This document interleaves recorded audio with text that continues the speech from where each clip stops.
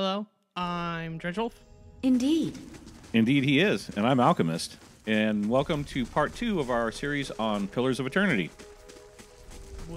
In this video series, we go through a game's introduction and try to see how it introduces you to the world and characters and whatnot, all the while making stupid mistakes. Yeah, well, the characters and us. All right, here we have, we're part 2, and our intrepid travelers are still working their way through the temple. Do you hear that? And we find a giant rat monster. Oh, man. Didn't last particularly long.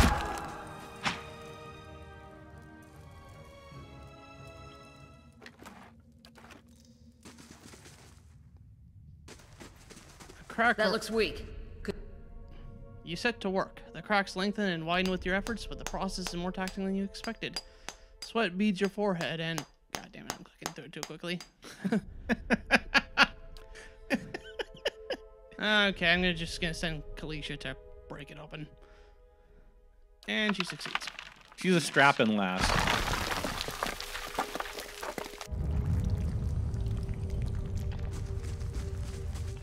I could scout ahead, see what's around the corner. Please do. Shh. Sorry. Jeez. He's finally making himself How can I useful. help? Oh, good for asking. Fresh air in here. I think we found an exit. Sounds like the storm path, too. Spiders. Why did it have to be spiders? Yeah, exactly. Why couldn't we follow the butterflies? Oh, damn, that's a big ugly mofo. Someone needs a can of Raid.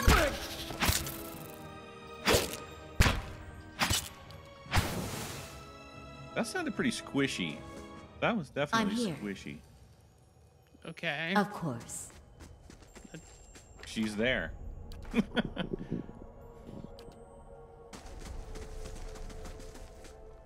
No matter where you go, there you are. The mechanic's skill is used to pick locks and disarm traps. That's handy. Makes sense. Sure.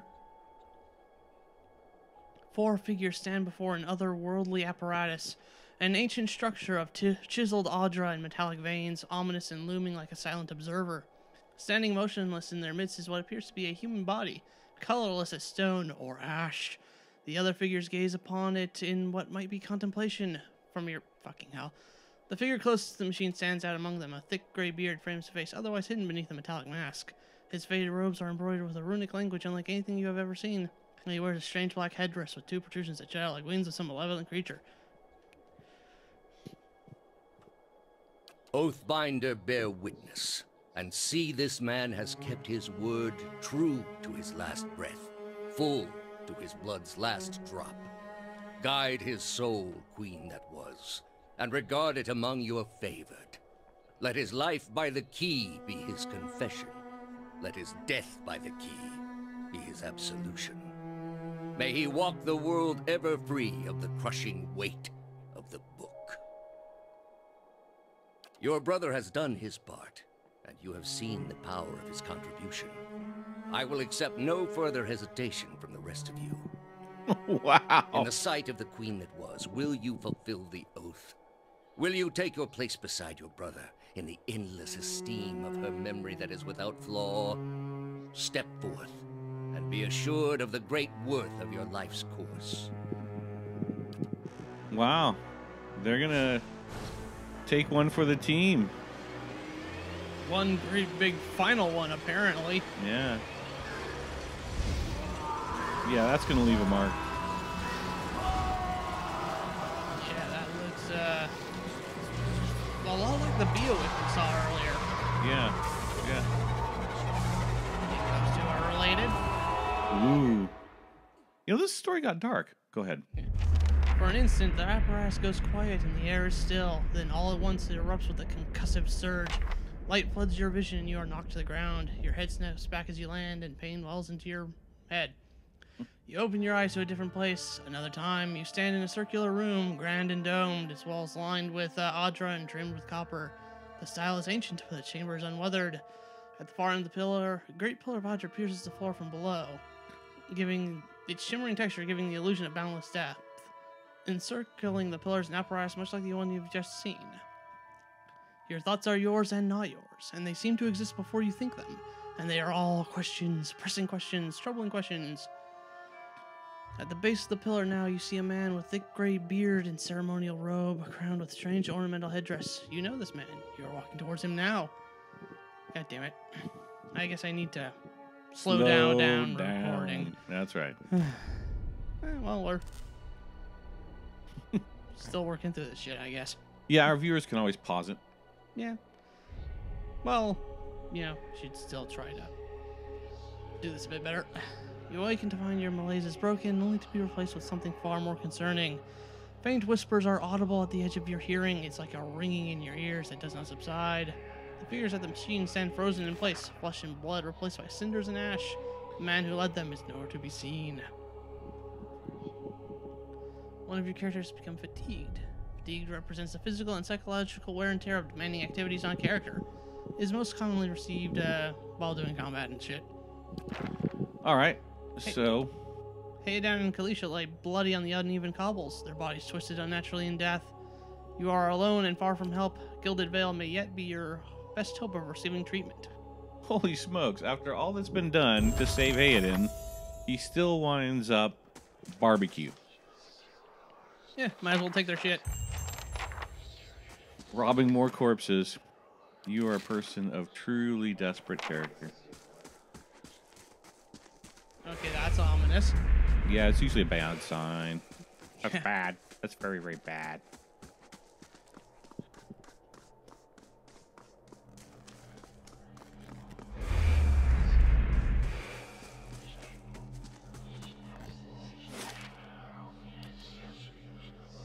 Cool audio. We're listening to this with headphones. Spooky voices. Yeah, that was pretty cool. Sleep would do me good. Alright, I guess I'll camp for a bit. Get rid of that fatigued and... Oh, that's interesting. Pretty good artwork. Kind of cool little cutscene there. Oh, a corpse. Something else to rob. Yep, something else to rob. Pretty soon you'll be eating them. That's when the story gets really dark, just to let you know. I'm kidding. No, I don't think his character ever eats the corpses. Oh, I thought I saw someone run over here, but now there's just another corpse I can't click on. Oh, Weird. a dead body you can't violate. That's terrible. Indeed, truly a tragedy. Who ever recovered? This is interesting. I mean, there's like Fog of War. Well, I mean, she was supposedly way out in the woods, and now we've got all these lights and stuff. I mean, it didn't take long. Yeah, I suppose. Hail, traveler. The man appears to be hurriedly dismantling a... God damn. Did we speed up the footage or something? I don't remember clicking through it this quick. I don't know.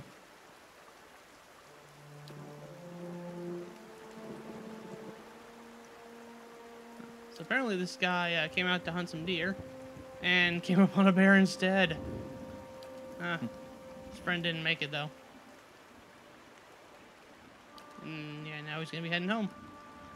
And we'll just continue on our journey and ignore that bear. Yes.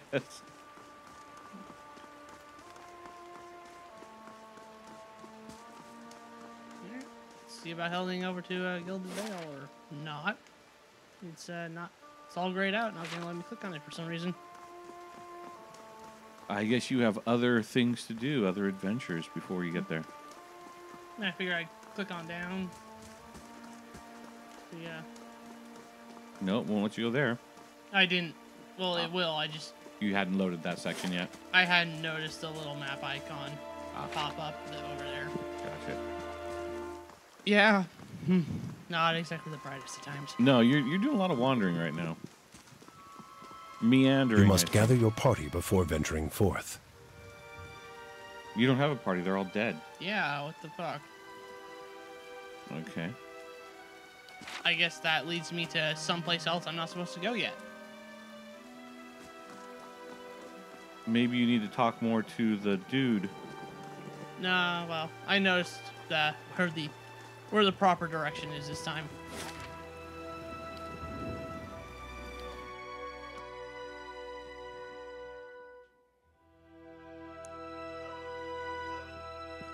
Well, alrighty then. Not too bad so far. Yeah. Short on action, long on story. So if you're good with that, cool.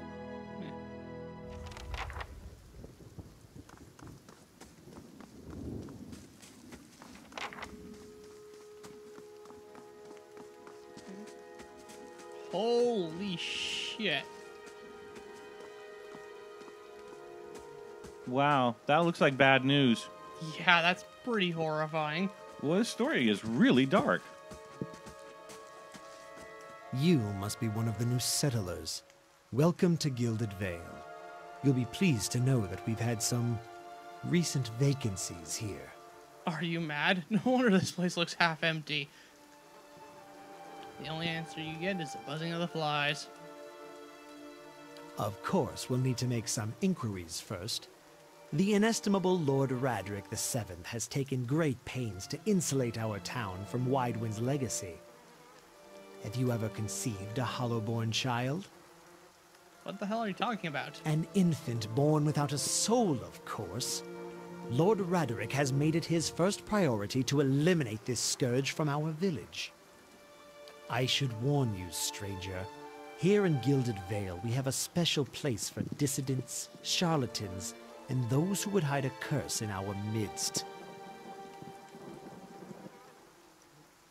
His lordship's wife is with child and due any day now. Without his approval, I shan't be able to find you a permanent settlement. It will have to wait until after the birth. We can continue our interview then, after the bell tolls from Radric's hold to signal my lord's new heir. In the meantime, you can find temporary accommodations at the inn just southwest of here. I've been feeling strange ever since a close call with the Beowick. Do you have anyone who could help with that? Whatever your problem, it sounds like a matter for an animancer.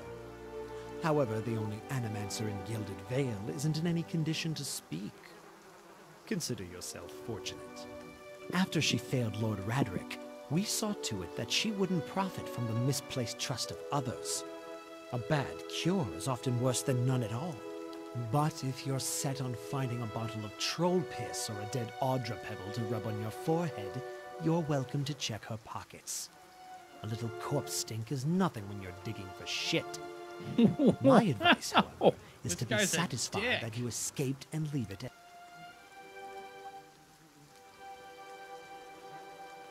Keep out of... Wow. This story is harsh. Listen! 2 tolls. Let that be the last. 3. Gods have mercy. It seems your arrival is ill-timed. 3 bells toll only for the death of a Radric. I fear Lord Radric's heir is lost, or else Hollowborn, and so lost all the same. You should tread carefully. Circumstances have changed a great deal. Does this affect the Lord's offer to new settlers? Who would want to stay? Jeez. Well, you know, I mean, if you got nowhere else to go and this whole world seems kind of shitty so far, I mean... I remember the 3 rules of real estate: location, location, location. Well, I suppose it's great if you're setting up a mortuary or a coffin building business, gravedigger. So 4 people gather around an inn and they're pissed off at this elf. I meant no offense. Let's put this matter to rest over a round, shall we? My treat. Hoping to soothe our pride with a few Adira coppers, eh?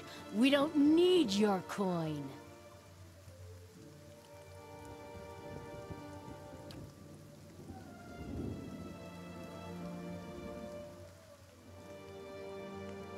Go on. Say it again.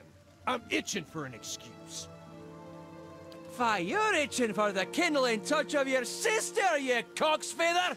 Oh, man. I'll cut that Nice. barrel-looking tongue out of your head. This is a misunderstanding. I didn't say whatever it is you think I said. We've nigh quarrel. So this guy's clearly got some sort of a That's multi-personality issue going on. This is unnecessary. Wouldn't you rather be inside drinking rather than out here arguing? And they just immediately get pissy and turn on me as well.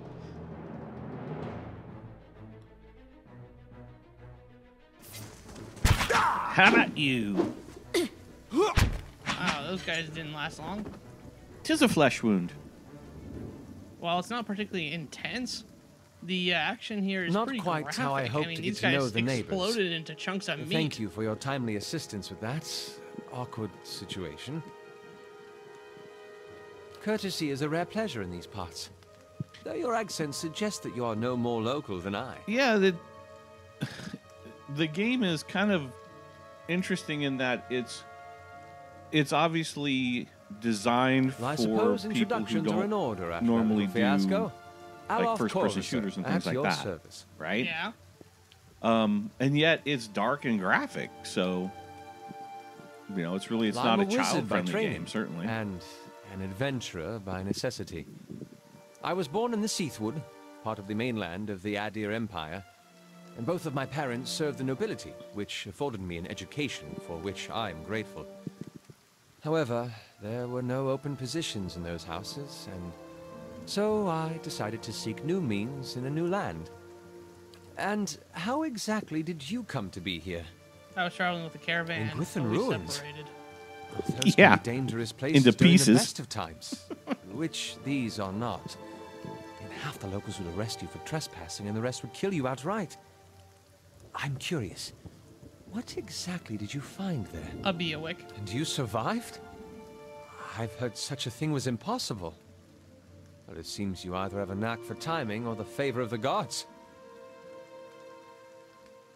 I'm afraid that was a matter of misunderstandings and mistranslations. It doesn't help that people in these parts remember their war with Adir like it was yesterday. You did tell one man to go fuck his sister.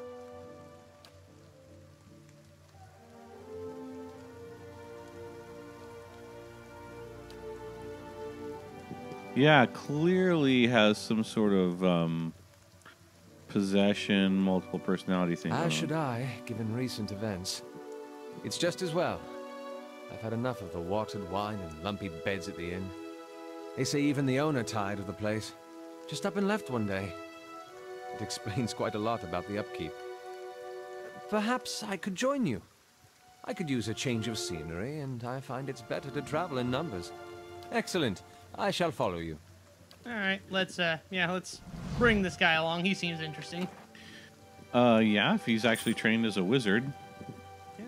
Having some ranged spellcasting damage would be nice. Going through my inventory and seeing what I picked up. And he seems What's a dagger? a light. Yeah, nothing I'm really interested in equipping at the moment.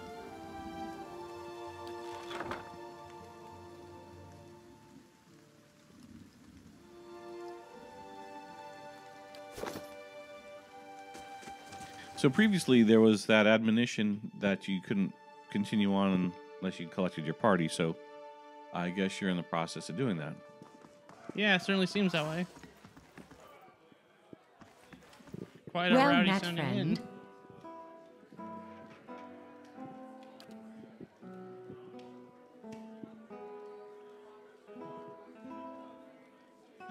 Please sit where you like. Would you like a drink or a room? We have 2 available at the moment. Yeah, I actually waited a bit that time. Nice. Yeah. The thing is, usually when they're in quotes like that, the game is very inconsistent as to when it actually talks and when it doesn't. Yeah, it's almost random. Right, because most of the time when the text is in quotes, one of the voice actors says it, but that time nobody said it. Very strange. Yeah. Nice little cutscene here, though. All right, let's see what's going on. Oh, a double bed. Wonder what that means. Uh-oh. Your sleep is restless and fevered. Assaulted by hisses and whispers, blanketed with a suffocating anxiety, you open your eyes to awaken and find yourself in front of Gilded Vale's gallows tree, the creaking of its ropes glowing louder in your mind. Hanging from the tree is an old dwarf woman whose face has shriveled inward like moldering fruit. Her head hangs limply to one side. As you look at her, she looms larger and larger in your mind until she's mere inches from your face. God damn. Suddenly, her head snaps up and her eyes open, and they are empty, and behind them is a vast nothingness that makes your stomach drop. Her mouth slowly parts, and with a gust of rancid air, she speaks a word. Watch her. You jolt awake, the foul smell of the dwarf woman's breath still permeating your nostrils. Sweat duns down your face in thick droplets, and your skin is soaked from head to toe. You remember the woman. You remember seeing her decaying face when you spoke with the magistrate. He called her an animancer. Though it fills you with a new, queasy apprehension, you feel a strange compulsion to see this woman once more, if only to confirm she is truly dead. So I think this is where we're going to call it here for today. It's a nice place to end on. Little suspense. That's right. That is a nice place to end on. Where it goes blah, blah, blah. We will, in our next episode, we'll see what's going on with the Animancer. Well, I guess that's it. I'm Alchemist. And I've been Dredgewolf. And thank you for watching. Adios, muchachos. Later, guys. Remember to like and subscribe.